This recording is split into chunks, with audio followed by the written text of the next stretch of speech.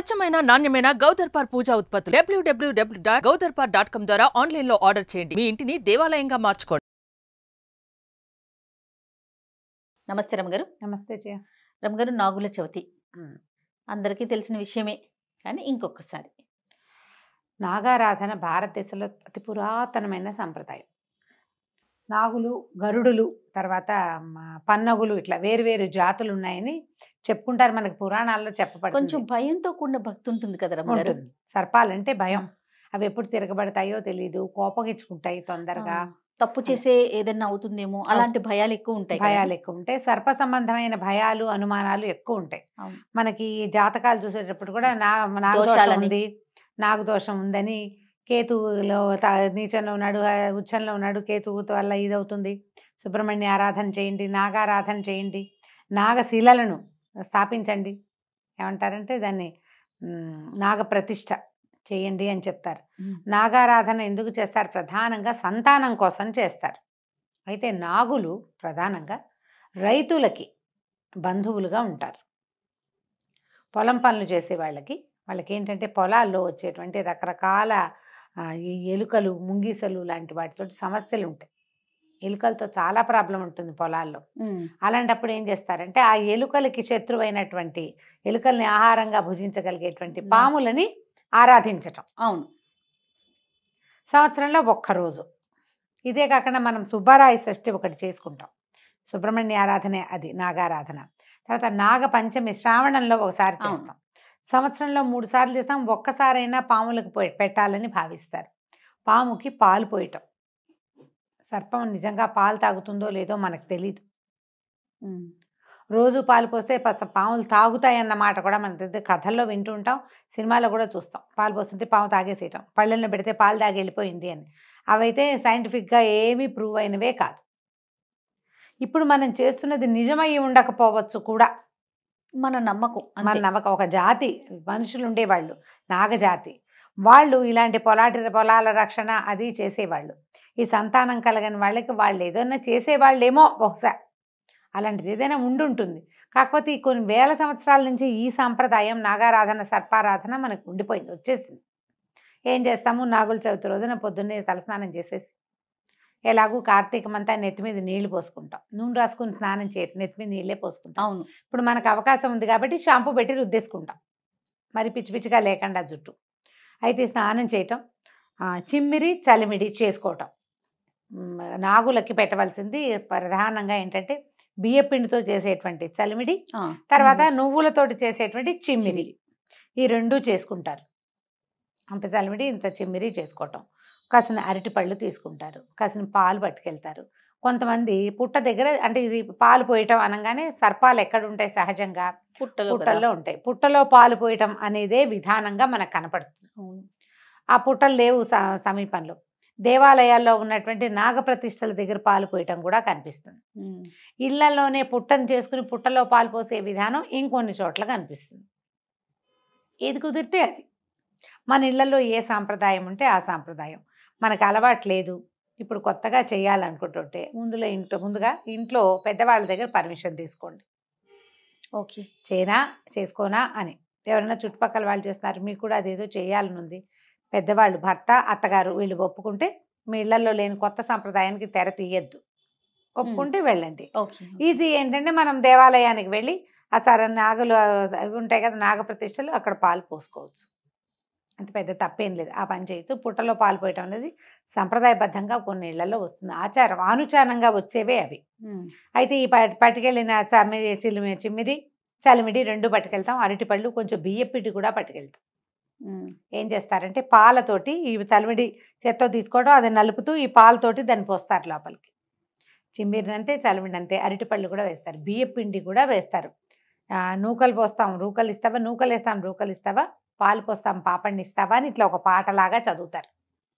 నాగుల చవితికి మాత్రమే ఈ నాగేంద్రుడికి పుట్ట నిండా పాలు పోసే తండ్రి అని పాట ఒకటి వినపడుతూ ఉంటుంది. ఎందుకంటే ఇది ఎందుకు చేసేవాళ్ళు? పూర్వకాలం అంతా మనకి ఎలా ఉండేవి ఊళ్ళు, ఇప్పట్లాగా ఇన్ని ఇళ్ళు వాకిళ్ళు ఎక్కడున్నాయి? పుట్టలు పెరిగిపోయేవి, చీమలు పుట్టలు పెట్టేవి, సర్పాలు అందులో ఉండేవి. ఈ పిల్ల పాప తిరిగేవాళ్ళు. పల్లెటూర్లు, చిన్న చిన్న ఊళ్ళు, చిట్టడవులు, కారడవులు, వాటి మధ్యలో కొన్ని జనావాసాలు ఉండేవి. వీళ్ళు రాత్రి పగలు ఎక్కడికైనా తిరిగేటప్పుడు ఆ పాముకి కనుక పాలు పోయకపోతే ఆ పాము అటు వచ్చిన వాడిని గుర్తించక కాటేస్తుందని. అట్లా ఎట్లా గుర్తిస్తుంది అండి? నువ్వు సైంటిఫిక్ రీజన్లు తీస్తే చెప్పలేకపోతాం అంతే. అలా ఉండేది సంప్రదాయం. అదేనండి. పాటలు కూడా అంతే. నీ పుట్టదరికి పాపలు వచ్చేరు, పిల్లలకి పాపుణ్యాలు తెలియవు, వాళ్ళని ఏం కాటేయద్దు, చేయి మాకు అని. ఏం చెయ్యొద్దు అని చెప్పేసి దివ్యసుందర నాగుడు అని నాగుడు ఎంత అత్యద్భుతమైన స్వరూపం కలిగిన వాడునని అట్లా పూజించి ఆయనని ప్రసన్నం చేసుకునేవాళ్ళు. నాగేంద్రుడిని ప్రసన్నం చేసుకుంటే నాగజాతి అంతా మనకి సహాయకారిగా ఉంటుంది. పొలాలప్పుడు వ్యవసాయాలప్పుడు సహాయకారులుగా ఉంటారు. ఎలుకల్ని తినేస్తాయి పాములు. అందుకని అదొకటి. ఇదివరకు ఏం చేసేవాళ్ళు అంటే పూర్వం ఒక రైతు నాగలితో దున్నేటప్పుడు ఒక పుట్టంతా దున్నేసాడు. పాము ఎక్కడో షికారు వెళ్ళింది, గుడ్డులు లోపల ఉన్నటువంటి గుడ్లు చితిపోయి కొన్ని పిల్లలైన పిల్ల పాములన్నీ మరణించినాయి ఆ తవ్వకాలంలో. దాంతో సర్పానికి విపరీతమైన కోపం వచ్చిందంటే విషం జిమ్మింది, ఈయన కళ్ళు పోయినాయట రైతుకి. పూర్వం చెప్తారు ఈ కథ. అందుకని ఈ నాగలు దున్నే వాళ్ళు కూడా చవితి నాడు నాగలు పట్టుకోరు, నాగలు చేయకూడదు అంటారు. తర్వాత సాయంకాలం అయ్యాక ఇంకా భోజనం చెయ్యరు. పగలు భోజనం చేసి రాత్రి ఉపవాసం ఉండటం ఒక విధానంగా కనిపిస్తుంది. సాయంకాలం 6 అయ్యేసరికల్లా అంటే సూర్యాస్తమయం అవ్వగానే పాము పడుకుంటుంది. శబ్దం చేయకూడదని ఏమీ తినకూడదు అనుకుంటారు, తినరు. పొద్దున్న చిమిరి చలివిడివి నైవేద్యం పెట్టారు కదా, వాటితోటే రోజంతా ఉండి మర్నాడు పొద్దున ఉపవాస విరమణ చేసే విధానం కూడా కనిపిస్తుంది. అయితే ఇది కార్తీకం కదా, ఈ ఒకరోజు పగలు భోజనం చేసి రాత్రి ఉపవాసం ఉండటం కూడా పెట్టుకోవచ్చు మన విధానాన్ని బట్టి, ఇళ్లల్లో ఉన్నదాన్ని బట్టి. లేదా సాధారణ నియమం ఏంటంటే కూరలు తరగరు. ఇప్పుడు కూర తరిగేటప్పుడు తరిగిన కూర తినకూడదు. కూర తరిగేటప్పుడు అందులో ఏదైనా పురుగు లాంటిది కత్తితో తరిగినవి తినకూడదని వింటాం. కత్తితో తరిగిన తినకూడదు, పెట్టకూడదు, వండకూడదు, తరగకూడదు. అంతే. అసలు తరగకూడదు అంటే దాని జోలికి పోము. ఏదో తేలిక చేసుకుంటాం, పప్పు అవి చేసుకోవచ్చు. దాంట్లో చిదిం వేయగలిగే ఆకుకూర పప్పు అలాంటివి చేసుకుంటాము.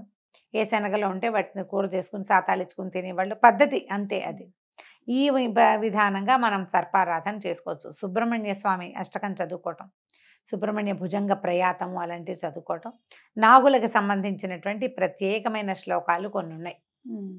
ఆ నాగులకు సంబంధించిన శ్లోకాలు చదువుకుంటే సర్పదోషాల వల్ల సంతానం కలగని వాళ్ళకి ఈ స్తోత్రాల వల్ల చాలా విశేషమైన ఫలితం లభిస్తుంది. ఉదంకుడి నాగస్తోత్రం చాలా ప్రత్యేకమైనది. మహాభారత అంతర్గతంగా ఉంటుంది, సంస్కృతంలోనే ఉంది, తెలుగులో కూడా ఉంటుంది. కుదిరితే ఉదంకుడి నాగస్తోత్రాన్ని ప్రయత్నం చేసి అది చదువుకోండి. 4 తెలుగు పద్యాలు లాస్ట్ ఇయర్ చేసాము, మన వాళ్ళు ఆ వీడియో ఎలాగో వేస్తారు. కుదిరితే అది వినండి, నేర్చుకోండి. మీరంతటా మీరే ప్రయత్నం చేసి చేసుకోవచ్చు. ఇంట్లో కలుగు పెట్టి చేసుకునేటప్పుడు కూడా గోధుమ పిండితోటి చిన్నగా పిండి గట్టిగా కలిపేసి ఒక గోడకి ఆ గోధుమ పిండిని ఇట్లా దొన్నెలాగా అంటిస్తారు, ఓ హోల్ చేస్తారు. ఇందులో పాలు పోసుకుంటాం. ఆ లోపల ఏం చేస్తామంటే పాము పడగ, చిన్న వెండి పడగలు పెట్టుకుంటాం. లేదా గోధుమ పిండితోటే చిన్నగా పాము స్వరూపంలాగా చేసి 3 చుట్టలు చుట్టి ఇట్లా ఉన్నట్టుగా చేసుకోవాలి. గోధుమ పిండి పాములు చేస్తారు, పిల్లలు కూడా చేస్తారు. ఆ పామును పెట్టడం, దాని మీద ఈ పుట్ట కలుగుని ఏర్పరచుకోవటం, పాలు పోసుకోవటం. పళ్ళెంలో కూడా కలుగుని ఏర్పరిచి పోసుకోవచ్చు. పళ్ళెంలో ఇట్లా పెట్టడం, దానికి హోల్ లాగా చేయటం, ఆ లోపల పడగని అమర్చుకుని పాలు పోసుకోవచ్చు. ఈ విధానాలు లేవంటే చిన్న సర్పపు పడగ ఉంటే కనుక దొరుకుతాయి, వెండి ప్రతిమలు దొరుకుతాయి. అది ఒక పళ్ళెంలో, ఒక వెండి పళ్ళెంలోనో స్టీల్ పళ్ళెంలోనో పెట్టి దాని మీద ఈ స్తోత్రం చదువుకుంటూ పాలు పోసుకుని మనం చేసినటువంటి చెమ్మిరి, చలివిడి, అరటిపళ్ళు వీటిని నివేదన చేయొచ్చు. కొన్ని చోట్ల దీపారాధన చేసే నియమం ఉండదు. మాకు నాగులు చదువుతున్నాడు దీపం పెట్టరు, దీపారాధన చేయరు. పుట్ట దగ్గర కూడా దీపాలు అవి పెట్టరు వీళ్ళు, ఒటిగా పాలు పోసుకుంటారు. ఇవి ఒకరోజు నో దీపారాధన. అయితే కొంతమంది ఏం చేస్తారు, దీపారాధన చేసి తర్వాత టపాసులు కూడా కాలుస్తారు పుట్ట దగ్గర. అవునండి, కాలుస్తారు. పుట్ట దగ్గర టపాసులు కాల్చే విధానం కూడా ఉంటుంది. ఎవరి పద్ధతిని బట్టి వాళ్ళు చేసుకోవచ్చు. పుట్ట చుట్టూ తిరిగి ఆ పుట్టమన్ను కూడా మనం ఆ పుట్టమన్ను ప్రధానమైనది ఏంటంటే ఈ పుట్టమన్ను పుట్ట బంగారం అని చెప్తారు. ఆ మన్నుని చెవులకు పెట్టుకుంటే చెవికి సంబంధించిన సమస్యలు తీరిపోతాయని, పిల్లలకి ఆరోగ్యానికి మంచిదని చెప్తారు. పుట్టమన్ను తెచ్చి తప్పకుండా పిల్లలకి పెట్టాలి. పుట్టమన్నులో కొన్ని రకాల ఆరోగ్యకరమైన ఎలిమెంట్స్ ఉంటాయి, అందుకని ప్రధానంగా పెట్టమంటారు. పుట్టలు చీమలు తవ్వుతాయి కదా, గుల్లగా అయిపోతుంది మట్టి, మృదువుగా ఉంటుంది. మనం ఈ పాలు పోసి అవి పెట్టి ఇవి పెట్టి కొన్ని చోట్ల కోడిగుడ్లు అవి వేసే పద్ధతి కూడా ఉంటుంది. లోపలికి జార విడుస్తారు. పద్ధతి అవును. ఎవరి తీరు వాళ్ళది కదా, సంప్రదాయాన్ని బట్టి చేయాలి. అంటే ఇప్పుడు గుడ్లు తినని వాళ్ళు కూడా గుడ్లు వేసే సంప్రదాయాలు కనపడతాయి. ఉమ్. తినేవాళ్లే వేస్తారని అనుకోవడానికి వీల్లేదు. అవునవును. తినని కమ్యూనిటీస్ వాళ్ళు కూడా వేస్తారు, దీపాలు పెట్టుకుంటారు. ఇంట్లో కూడా దీపం పెట్టకూడదనే నియమం కొన్ని కుటుంబాల్లో ఉంటుంది. కుటుంబాచారాన్ని పాటించండి. ఇలాంటి పర్వదినాలు జరుపుకునేటప్పుడు తప్పకుండా పెద్దవాళ్ళని ఒకసారి సంప్రదించి మనం ఏముంది, మనం ఏం చేయాలి అనేది చేసుకుంటే చక్కగా సజావుగా అవుతుంది. ఏదైనా పొరపాటు చేసామన్న భయం ఉండదు, అలా చేసాం ఇలా అవుతుందేమో అన్న టెన్షన్ ఉండదు కదా. అవును. కాబట్టి కంగారు లేకుండా ఎవరినైనా కనుక్కొని చక్కగా సాకల్యంగా నాగుల చవితిని జరుపుకోండి. నాగుల చవితిని జరిపిన వాళ్ళకి సంతానం కలుగుతుంది ఒకటి. రెండోది, సంతానం ఉన్న వాళ్ళకి పిల్లలు ఆరోగ్యంగా ఎదుగుతారు. నాగారాధన ముందు కాలం నుంచి ఉన్నదే, మీకు అవకాశాన్ని బట్టి చేసుకోవటమే. తప్పకుండా రమ్మగారు. నమస్తే. నమస్తే జయ.